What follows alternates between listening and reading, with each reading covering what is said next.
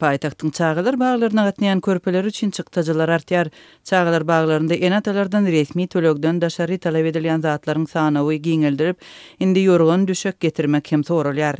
Aşgabatyň çağılar baglaryna gatnaýan çağılaryň enatalary öz körpeleri üçin ýatmaga gerekli ýorgan düşek ýastyk daşyny öz şahsy hasabyna satyn alyp getirmelidigini bilip galypdyr. Azatlyň habarçysy bu talabyň tomusky din jalyşdan soň çağılar baglaryny taýýarlayan enatalar üçin garaşylmadyk täzelik bolanlygyny aýdyp, ozal bakçalarda talap edilen zatlaryň sanawynyň esasan arassaçylyk önümlerinden düzülenligini belledi. Mundan öň çağılar bagyna gatnaýan körpeler üçin gapçanyk ýuwujy teristesini, suwuk sabyn, el süpürmek üçin gury we öl salfetkalar we hajathana kaýdy ýaly zatlar satyn alyp getirmek çağılaryň ene atasynyň üstüne ýüklenýärdi. Indi ýatmak üçin gerekli teristeler hem çağılaryň hosarlarynyň üstüne ýüklendi. Dip habarçymyz 16 awgust Aşgabatdan habar berdi. Azatlyk bilen gürleşen enatalar bu täze talapdan nägili bolýarlar we dilden edilýän talaplaryň gitdigiçe köpelýänligini aýdýarlar. Çağılar baglarynyň işgärleri bolsa döwlet tarapyndan maddi üçinçiligiň ören gowşakdygyny aýdýarlar.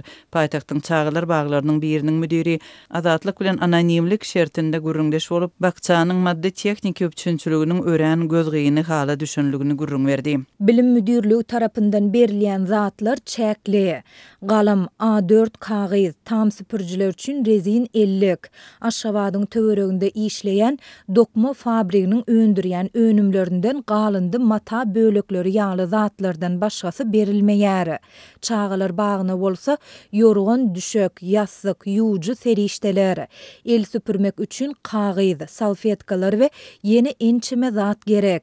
Şonuň üçin zerur esbaplary, serişdeler we enjamlary edinmek üçin terbiýetçiler çağılaryň hosarlaryndan soramaly bolýarlar. Dip çağılar bagynyň müdiri aýdýar. Habarçylara görä bu ýagdaý paýtagtyň çağılar baglarynyň köpesine degişli. Aşgabatly enäniň sözlerine görä her bir çağı üçin sorulýan zatlary satyn alyp çağılar bagyna eltip bermek üçin bir aýlyk çykdyjylar şu çaka çenli 200 manada ýetipdir. Çağılar baglaryna körpeleriň enatalaryndan el süpürji we hajathana kagyzy ýaly arassaçylyk serişdelerini ýygyderli tapşyrmagyň sorulmagy mundan bir näçe ýyl ozal başlanypdy. Azatlyň habarçylary Aşgabatyň çağılar baglarynda enatalardan gap-gaç, el we kiri ýuwjy serişdeleri hemde hajathana kagyzlary ýaly senagat haritlaryny getirmegiň ýygyderli talap edilýänligini 2019-njy ýylda habar berdi. Ondan öň şeýle talaplar käwagt duş gelýärdi. Şol döwürde enatalardan çağılar baglaryndaky ýassyk we ýorgan düşek daşlaryny öýlerine äkidip ýuwup getirmek hem talap edilipdi.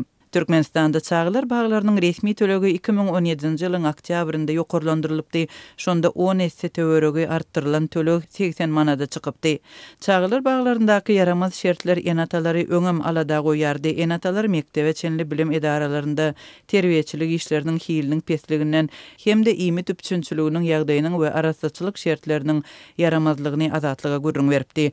Döwlet medeniýetinde çağılar baglaryna degişli wagtal çap edilýän maglumatlarda täze bakçalaryň açylýanlygy habar berilýär.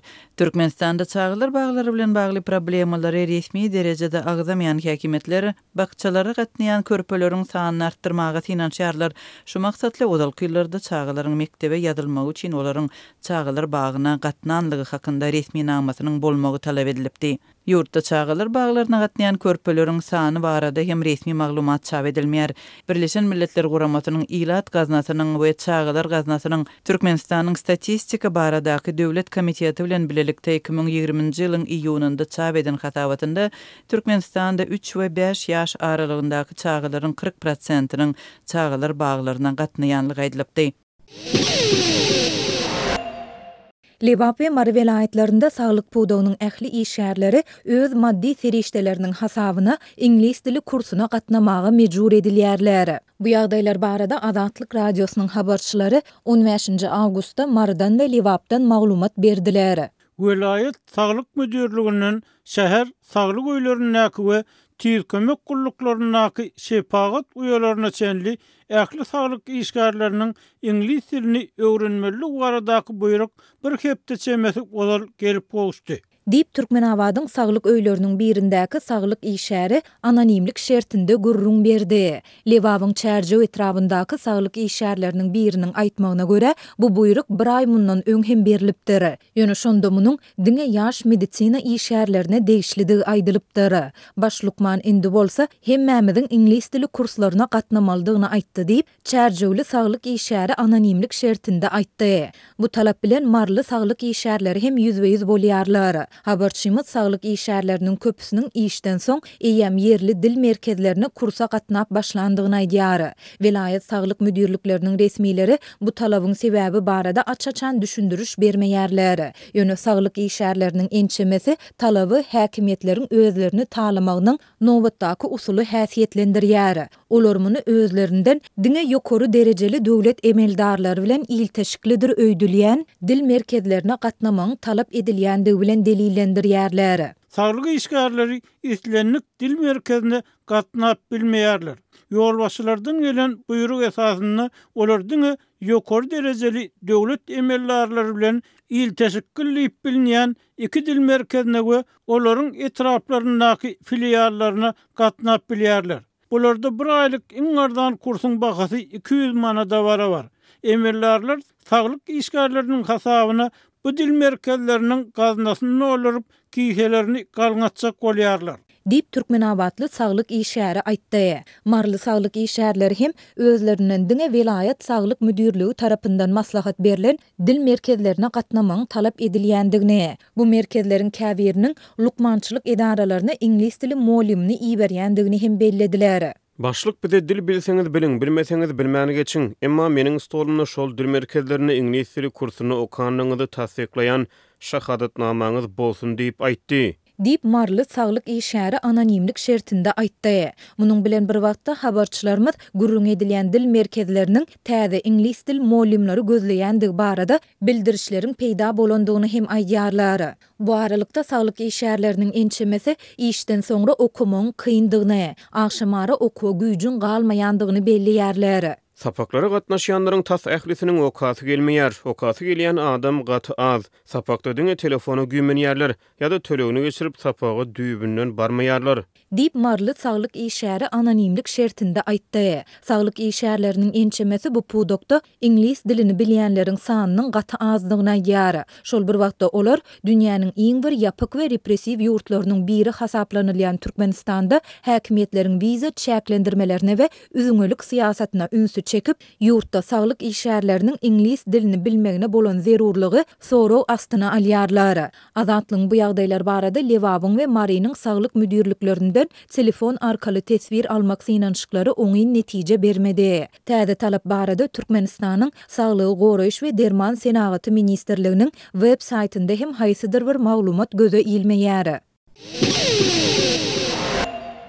Günnäger vilayatyň Galaçy kärenetçileri Sewitde mineral dökünleriniň öpüşünçüligi bilen bagly dowam edýän aladalaryň arasyna güýzlük buğday ekişine taýýarlyk işlerine badyrgy berýärler. Azatlyk radiosynyň habarçysy Kerki Saýat Däne we çärjew etraplaryndan bolan ençeme garlaçlara salgylanyp ekişe taýýarlyk işleriniň esasan ekin meýdanlaryny mineral dökünleri bilen baýlaşdyrmagy gönükdirilýändigini aýtdy. Yerli daýhanlar şu ýyl dökün öpüşünçliginiň geçen ýyllar bilen deňeşdirilerine hasam ýeti duýulýanyny aýdýarlar. Fosfor dökünü umuman ýok. Hökümet resmiýetleri döwlet telekanallarynda agzlaryny doldurup Lewap vilayatynda galla meýdanlarynyň her gektaryna 200 kilogram fosfor dökününün paýlanyp berilendigini aýdýarlar. Diýip yerli daýhanlar bu sanlaryň hakykata gawat gelmeýänini aýtdylar. Azatlyk radiosynyň yerli häkimliklerdäki bir çeşmesi şu ýyl Sewitde takminan 130 000 hektar ekrançylyk meýdanyna buğday ekmegiň meýilleşdirilýänini aýdýar. Onun sözlerine göre ekişe taýýarlyk işleriniň fonuna vilayatyň daýhan birleşiklerine 27 000 tonna çimes fosfor dökünü paýlanyp berilipdir. Bu sanlar Türkmenistanyň döwlet heýetçiligine Altyn asyr elektron neşriniň şu günler Sewitde ýaýwanlandyrylýan ekişe taýýarlyk işleri barada beren habaryny aýdan sanlaryna gawat gelýär.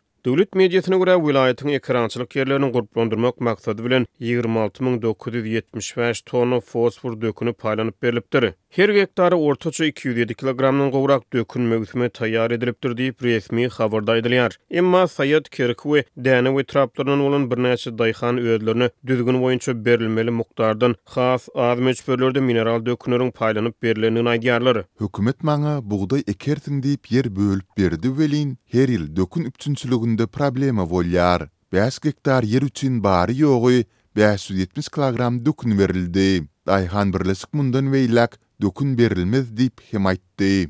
Deyip Sayatda daýhan şikayet bildirýär. Hödürlenýän resmi tanlar boýunça hasaplanylan 5 hektar yer üçin Sayatda daýhana 1 tonnadan gowrak dökün berilmeli. Döwlet mediasy häzirki wagtda taýýarlanan döküniň eýam 50 götürümden gowragynyň ýörütü tehnikalaryň kömegi bilen buğday ekiljek yerlere berilenini aýdýar. Şeýlelikde 5 hektar meýdany 570 kilogram dökün alan Sayatda daýhan özüne berilmeli döküniň şu wagda çeni ýarysyny alypdyr. Üstesine daýhan birleşigiň başlyklary Sayatda daýhana mundan beýlek döküniň berilmejekdigini aýdypdyrlar. Bu bolsa onuň özüne berilmeli döküniň umumy möçberiniň ýarysy bilen oňmaly boljakdygyny aňladýar. Azatlyk radiosynyň habarçysy ekrançylyk meýdanlaryna zerur bolan fosfor döküniniň Türkmenabad Himiýa zawodyna öndürilýänini aýdýar. Bu zawodyň önümleri esasan içerki bazara gönükdirilýär. Günnägir sebäpde daýhanlar ozalky ýyllarda hem ekşe taýýarlyk we ýydak döwürlerini dökün ýetmeçiligini başlyna geçirdiler. Azatlyk radiosynyň habarçylary maýyň başlaryna Liverpool aýtyna ýerli daýhanlaryň Özbegistandan bir kanun ýolları bilen getirilen mineral dökünleri satyn alýanlyklaryny habar berdiler. Şonu yerli kärenleşleriň Özbegistandan kontrabanda ýoly bilen getirilýän azot döküniniň tonasyna takminan 2700-3000 manat töleýänlikleri ma'lum bolupdy. Şonu hem kärenleşi daýhanlar hökümetiň dökün üpçünçiligini azaldan aýdypdylar. Türkmenistana daýhanlar özlerine bölünip berilen kärene yerlerde döwlet bilen şertname esasyna owagyjylyk ekinlerini ekip hasyly döwlet harmanyna tapşyrmagy borçlanýarlar. Şeýle şertnamalarda döwlet kärenleşi daýhanlary dökünü we tehnikalar bilen ýeňillikli üpçün etmek öz üstüne alýar. 3 ýyl çemmet ozal 2023-nji ýylyň bahar aýlaryna Türkmenistana dökünleriň bahalary birden 6-8 sete görä ýokurlandy. Şonu 1 tonna fosforyň bahasy 255 manatdan 2000 manata çykypdy.